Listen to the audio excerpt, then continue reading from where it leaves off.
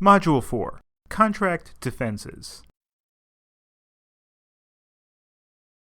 While we discussed building a binding contract in Modules 1 through 3, we now turn to contract defenses, which make otherwise binding contracts unenforceable due to defect in the agreement, the terms, or the bargaining process. Incapacity. Contractual capacity is required of both parties to a binding agreement. Some people are unable to contract or are limited in the types of contracts that they can enter due to their inability to understand the nature and quality of the act to be performed or its consequences. By requiring a minimum level of mental capacity, our legal system protects these groups from being taken advantage of through unfair agreements. Minors. Minors, usually under 18 in most states, are limited in their capacities to enter into contracts. Minors may enter enforceable agreements if they have been emancipated, which usually means moving into their own residence, getting married, or obtaining a declaration of emancipation from a court. Minors may also enter into enforceable agreements for necessities, like food, shelter, and medical services. This exception allows businesses to enter into contracts with minors for the provision of these services without fear that the minor could breach at will. For example, child actor Craig Lamar Taylor initially hired Berg to be his agent. After landing a role on the sitcom Malcolm in the Middle, he terminated Berg, who sued for breach of contract. The court allowed Taylor to disaffirm the agreement, observing that one who provides a minor with goods and services does so at her own risk. If a minor does enter into an unenforceable agreement, she may disaffirm the agreement at any time before reaching adulthood, or for a reasonable time thereafter. However, if she fails to disaffirm in a reasonable time, or if she ratifies the contract by expressing intent to be bound by it after reaching adulthood, the contract is binding. If a minor lies about her age when entering into a contract, in most states the contract is still unenforceable, as the fact that the minor lied doesn't make him any more capable of entering into an agreement. Still, the minor may be liable for fraud if the other party sustained damages due to the false representation of age. In some states, if a party relies in good faith on the minor's misrepresentations, and the minor reasonably appears to be of the age of majority, she cannot disaffirm the contract. Mental incapacitation. Mental incapacity can occur from a variety of causes, including debilitating diseases like schizophrenia or Alzheimer's disease, or temporary intoxication from alcohol or drugs. Incapacity is a difficult defense to pull off, as under the cognitive test, if the person understands the nature and obligations of the contract, he may enter into a binding contract. A temporarily incapacitated person who enters into an agreement can ratify the agreement after regaining capacity and will be presumed to have ratified the agreement unless he disaffirms within a reasonable time. In a 2005 case, a homeowner attempted to get out of her mortgage by arguing that she suffered from Alzheimer's disease at the time that she entered into the contract. However, since she was diagnosed only after she had signed the mortgage, the court found that the evidence of her incapacity was insufficient, stating, quote, "Without medical evidence relating to the debtor's condition at the time of the agreement, it would be speculative to find that she was incapable of understanding the transaction." In the case of voluntary intoxication, courts are often reluctant to allow voluntarily drunk or drugged people to avoid contracts because of the general policy considerations discouraging intoxication. Therefore, a contract entered into by an intoxicated person is generally enforceable, unless the other party had reason to know that the intoxicated person could not understand his obligations under the contract. Courts have allowed the contract to be voided where the drunkenness was such as to have drowned reason, memory, and judgment, and to have impaired the mental faculties to such an extent as to render the party not sane for the time being.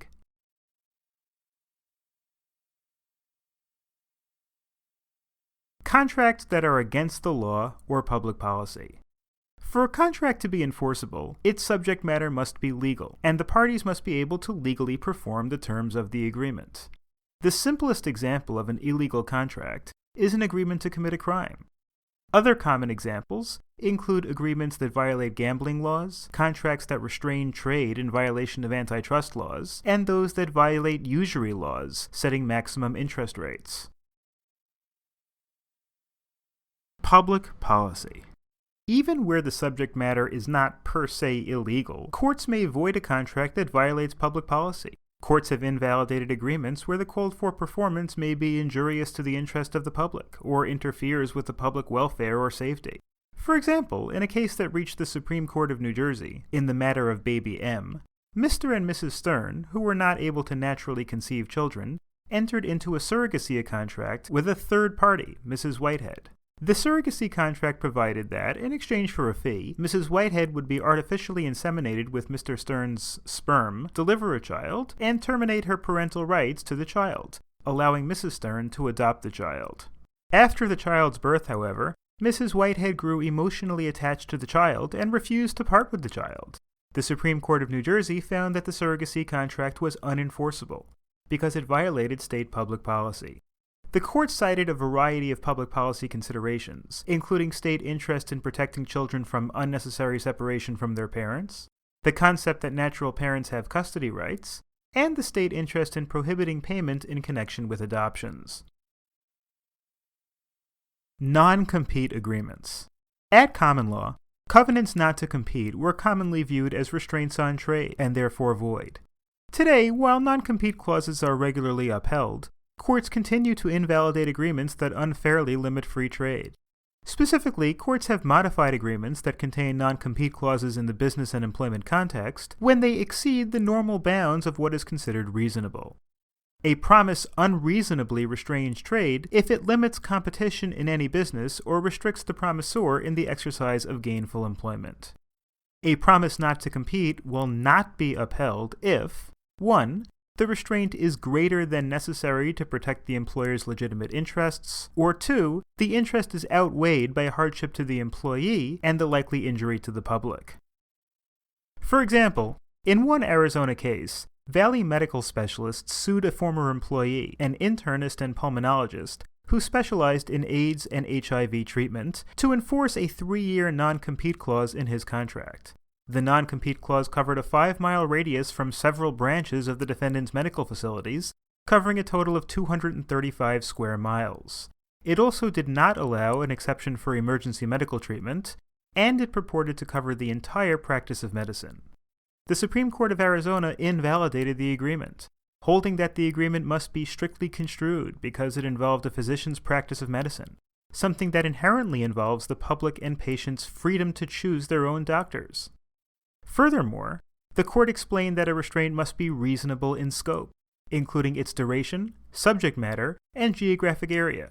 Here, the restriction was unreasonable because of how much geographical area was covered, that it did not allow for emergency treatment, and it was overly broad in the covered practice areas.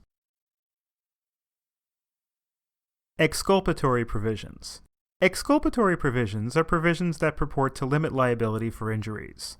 Commonly referred to as hold harmless clauses, the signer promises to refrain from suing for injuries sustained during activities run by the defendant, usually something dangerous. In a 2009 case, the plaintiff, McGrath, was snowboarding at Crotched Mountain Ski Area when she collided with a snowmobile that was operated by an employee. McGrath had signed agreements to assume all risk of personal injury and releasing the defendant from any liability for injury resulting from negligence. McGrath cited 2 public safety laws that regulated snowmobiling and argued that the contract allowed the defendants to avoid statutory safety rules. The court rejected this argument because the public safety laws were enforceable by the state, but not by an individual citizen. McGrath then argued that the ski resort had entered into a special relationship with its customers because it operated a place of public accommodation. The court rejected this argument as well because a ski resort is not charged with a duty of public service. While the ski provider does serve the public, it is not of such great importance or necessity to the public that it creates a special relationship. Finally, the court noted that the agreement was not for an essential service, and so McGrath was under no compulsion to sign the agreement. Unconscionability. Another example of a contract that will be void on public policy grounds is an agreement that is overwhelmingly one-sided. A contract is considered unconscionable when one of the parties lacks meaningful bargaining power in entering a contract, which is unreasonably favored to the other contracting party. One-sided agreements are frequently seen where contracts contain unreasonable limitations of liability. In a New Jersey case, a young couple contracted for a home inspection with Cambridge Associates. Boilerplate language in the agreement limited Cambridge's liability to $500 or 50% of the fee paid, whichever was smaller. After moving in, the couple found a major leak that the inspectors should have detected. The Superior Court of New Jersey found that the limitation of liability clause was unenforceable as against public policy, because a home inspection should lead to a reliable evaluation of a home's fitness for purchase, and because these professionals should be held to industry standards. In determining whether the contract negotiation process was so unfair as to render the contract unconscionable, courts may rely on a combination of the following factors: whether the parties used a standardized agreement executed by the parties of unequal bargaining power, whether the parties had an opportunity to read and become familiar with the document before signing it, whether there was use of fine print in the portion of the contract containing the provision, and the relationship of the parties, including factors of assent, unfair surprise, and notice. Unconscionability also requires that the terms themselves be unfair, which depends on the commercial reasonableness of the transaction. Prices that are too high or too low do not themselves render contracts unconscionable, but negotiation processes dominated by the party receiving the benefit of an unfair bargain may lead to a finding of unconscionability. If a court finds that a contract is unconscionable, it may void the whole contract, void part of the contract, or modify the contract as it relates to the unconscionable provisions. Click-wrap agreements, which require customers to check boxes indicating assent to the terms and conditions, are common on e-commerce websites and are generally upheld if they are sufficiently clear. For example, in a Colorado case, the plaintiffs had signed up for Quest's Price for Life subscription program, which required customers to sign up for a minimum 2-year contract under which they would receive a discounted rate for retaining the company's services. Customers who canceled early were charged a $200 cancellation fee. Customers were told that they could locate the terms of the subscriber agreement through an automated voice message that directed them to a web page. Customers who enrolled over the internet were required to click a box to confirm that they agreed to the terms and conditions, which included an arbitration clause, and waived the right to bring a class action lawsuit, which was stated in bold italicized terms. A welcome letter also informed the customers of the arbitration provision and limit on liability.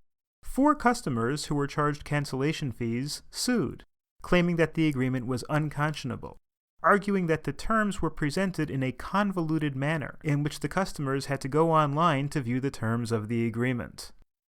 The court found that the customers had the opportunity to read the agreement, and that there was no use of unfairly small fine print. Also, the customers had notice of the arbitration agreement, it was reasonably conspicuous, and the customers gave their unambiguous consent. Thus, the court concluded that the agreement was not unconscionable. The court noted that while the terms were not entirely customer-friendly, they were not unfair enough to be considered unconscionable. Duress and undue influence. A contract is voidable if it is entered into under duress. According to the Restatement of Contracts, if a party's manifestation of assent is induced by an improper threat by the other party that leaves the victim no reasonable alternative, the contract is voidable by the victim. Duress can be physical or economic.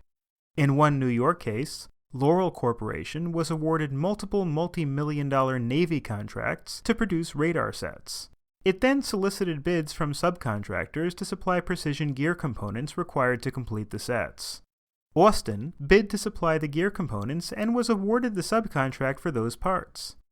After a later dispute, Austin threatened to cease delivery under the existing contract unless Laurel agreed to a substantial increase in prices. Laurel acceded to Austin's demands. However, the court held that Laurel acted under economic duress because Austin withheld goods to force Laurel to agree to further demands, and it was clear that Laurel was unable to receive the goods from another source of supply within a reasonable time. Undue influence. A contract may also be voidable due to undue influence, which occurs when one party is unfairly persuaded by another person's domination. When there is a confidential relationship between the parties, which means that one person has gained the confidence of the other and purports to act or advise with the other person's interests in mind, or where one party is reliant on the other, as where one party is the other's doctor, lawyer, or primary caretaker, undue influence is more easily inferred. Mistake and misrepresentation. A mistake as to the fundamental nature of the agreement can also be grounds for unenforceability. A mistake can be unilateral, which means made by one party, or mutual mistake, made by both parties. In either case, a mistake is grounds for rescission when the mistake is so material that it goes to the foundation of the agreement.